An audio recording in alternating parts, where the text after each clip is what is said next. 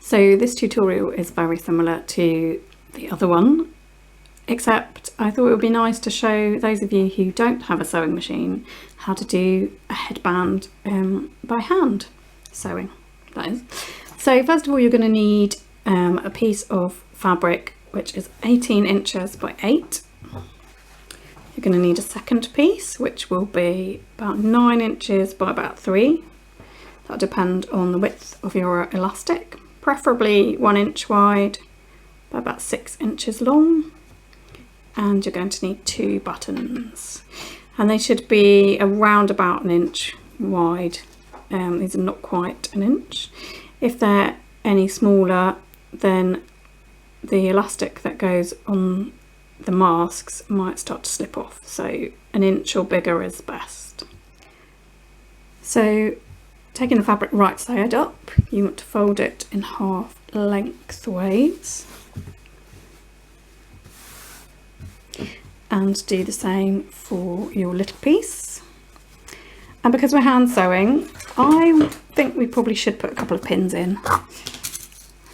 So I'm only going to put a couple in.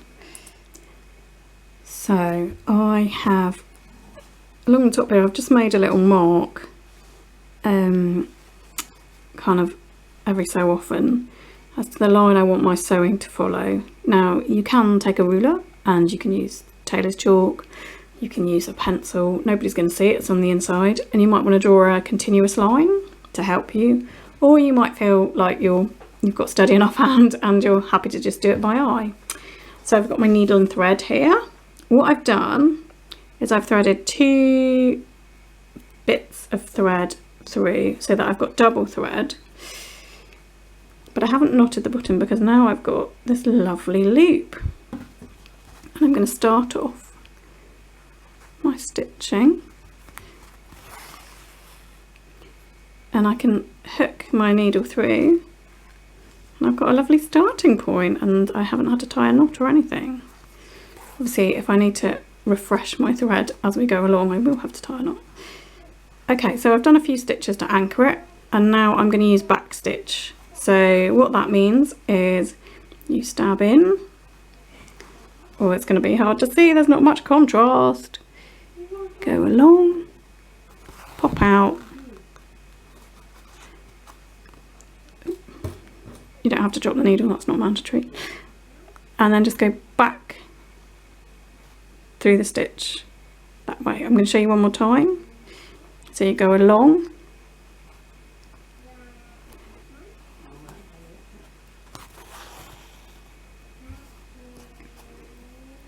and then you go back. Now back stitch is a nice strong stitch, so it should help to keep this nice and safe and together. The smaller you do the stitches, obviously the better it will be. Mine are probably a bit big at the moment. And I'm doing it left-handed, aren't I? Sorry.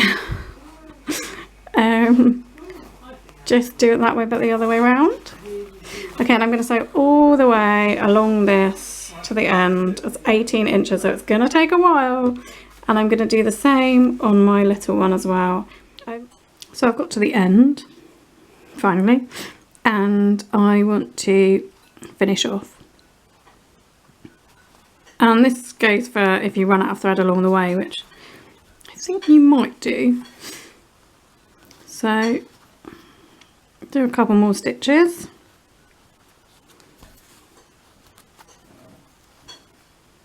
Tie a knot, and I always put my thumb on the knot to try and make it finish as close to my stitching as possible. You might want to tie 2 knots, I don't know, go wild.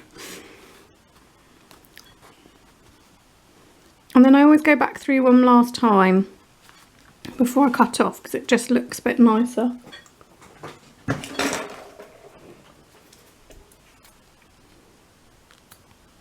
Okay, and now we've got to turn them around the right way, which is going to be fun.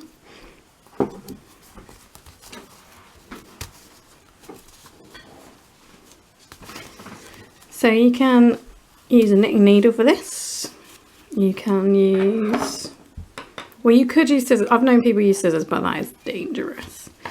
So I use a chopstick because I've got one. Ooh. I'm doing this in the kitchen, so I've got a chopstick. Also, it's not quite as pointy at the end. So this is the little one, which is the more difficult of the two to do. You probably will find that you don't need a chopstick for the big one. There you go, look at that, lovely. That's that done. Do the same with the big one. Because there's plenty of fabric in this one. That's that. The next step is to press. So next you want to press these bad boys out flat.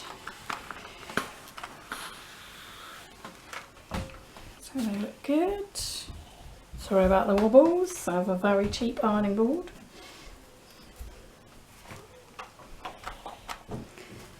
Next, you just, with the big one, you just want to tuck your ends in slightly.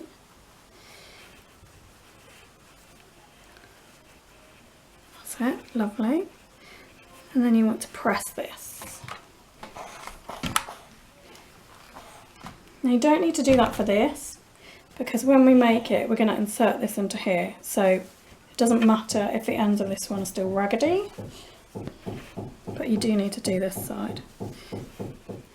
So my next stage is to thread the elastic through the channel that I have made, the small one, obviously not the big one. So I've got the largest safety pin that I own, and I have put it onto the end. And now I'm going to just thread it into here. Whoops!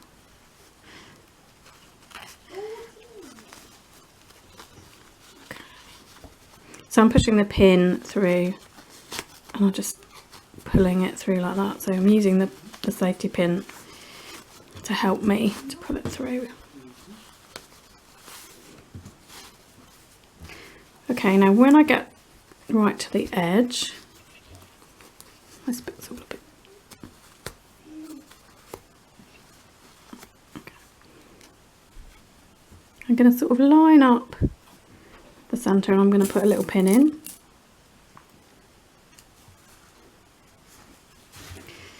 And then I'm going to carry on pulling this through. Push, push, push, push, push. There we go. And I'm going to line this sort of up in the centre as well. Take my pin off, don't need that. And pin this side as well. Preferably with one pin. Okay, because obviously there's more of this, because then when you pull it, it expands. And now I'm going to show you how to sew across here. So normally, because in theory I just need to hold this in place until we do the proper stitching, I would just running stitch, but I think because it's elastic and it's going to take a lot of movement and wear, I'm going to back stitch it again. So okay, so I'm happy with that. I'm going to tie it off.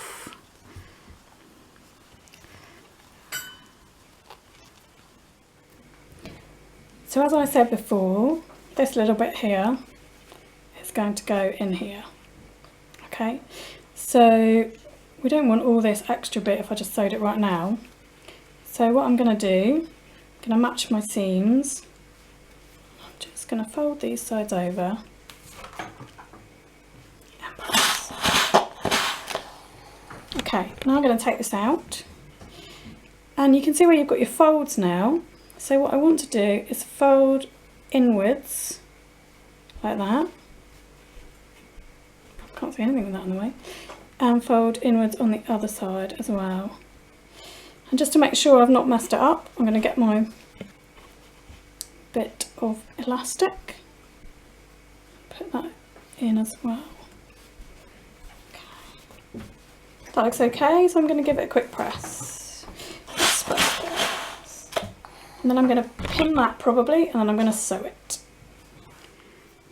So back stitch is one way you can sew across here, but a slightly nicer way is to sort of stab stitch it through. So what I do is I push through, and I'm going to push all the way through so that I'm definitely getting the elastic, and I push back, and can you see I'm popping out there, steady, and then I'm just collecting this bit of the fabric, the flappy bit here at the front, and pushing along a bit. So, and then I'm going to stab back through like that. Stab.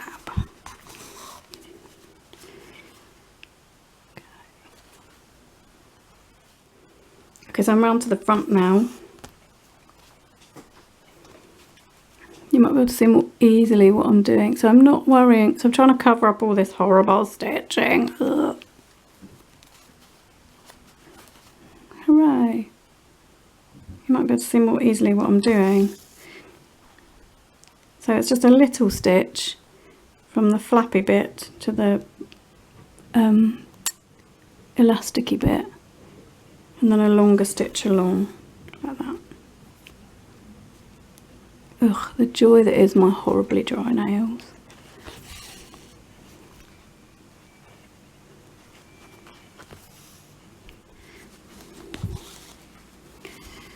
Okay, so that actually looks quite nice, right?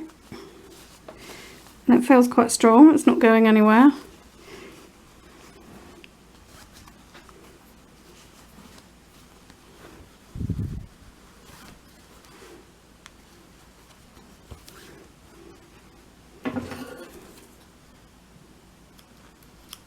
Okay, so there we go. So I've done that on both sides now. Seems pretty safe. So the next thing to do is to attach some buttons, but first I'm going to repress this, because where I've done my pleats it just doesn't look quite so nice. So I'm going to repress it, and then I'm going to show you about the buttons.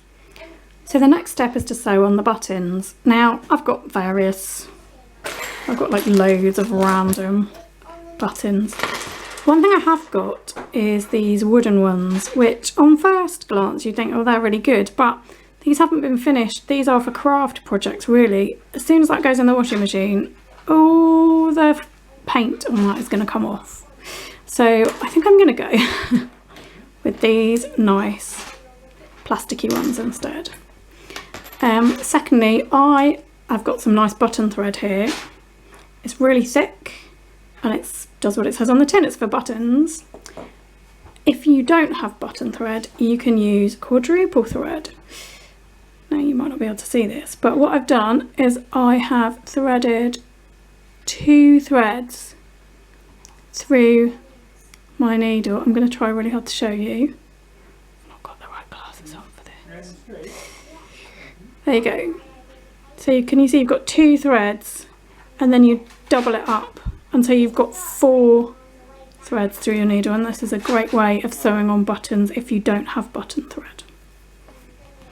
And my friend says we need to fold your headband in half, so I've gone with the 2 edges there, and then you want to mark down 5 inches, and that is where we're going to sew our button, and you want to get kind of in the middle. So that is roughly where I put my needle. Just killing it, guys, I'm just killing it. And then I'm going to sew my button on. Now I want to leave a little bit of shank, because they're going to be putting elastic over this behind their ears, well, instead of their ears. So if it's too tightly sewn on, it's going to be tricky for them to get on and off. So I'm just leaving a bit of slack. Ooh, come on, flower.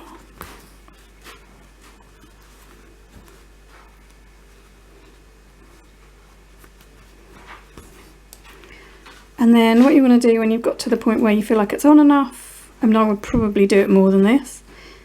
You want to, so I've got some thread, make a loop around the button, pull it through like that, and then I've got a shank. I'm going to do it again, make a loop around my button, come back through and pull it, and I've got, see if you can see that, the threads around this just make it stand out more, and that just means that it's easier to put the elastic backs on. And I'm just going to stick my needle through, tie it off. Excellent tie in there. Not.